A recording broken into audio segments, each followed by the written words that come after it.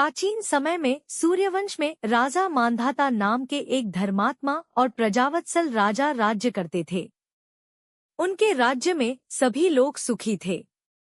एक समय राज्य में लगातार 3 वर्षों तक वर्षा नहीं हुई। भयंकर अकाल पड़ा, अन्न और जल का संकट उत्पन्न हो गया।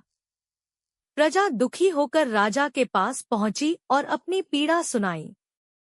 राजा मांधाता बहुत चिंतित हुए। वे समाधान की खोज में वन में गए और अनेक ऋषियों के आश्रमों में पहुंचे।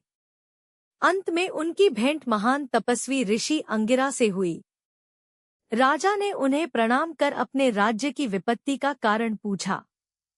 ऋषि अंगिरा ने कहा, राजन, इस कठिन समय से मुक्ति पाने के लिए आप और आपकी समस्त प्रजा श्रद्धा और नियम पूर्वक आषाढ़ शुक्ल एकादशी का व्रत अर्थात देवशयनी एकादशी का पालन करें।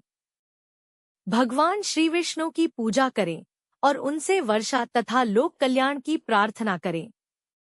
राजा ने ऋषि की आज्ञा का पालन किया। उन्होंने पूरे राज्य में देवशयनी एकादशी का व्रत और भगवान विष्णु का पूजन कराया। व्रत के प्रभाव से भगवान श्रीहरि प्रसन्न हुए। शीघ्र ही घनघोर वर्षा हुई, खेत लहलहा उठे, अन्न की भरपूर उपज हुई और राज्य फिर से सुख समृद्धि से भर गया। व्रत का महत्व। देवशयनी एकादशी का व्रत करने से भगवान विष्णु की विशेष कृपा प्राप्त होती है। इस दिन से चातुर्मास आरंभ होने के कारण जप, तप, दान, भजन कीर्तन और सत्कर्म का विशेष महत्व माना जाता है। श्रद्धापूर्वक व्रत और कथा श्रवण करने से पापों का नाश होता है तथा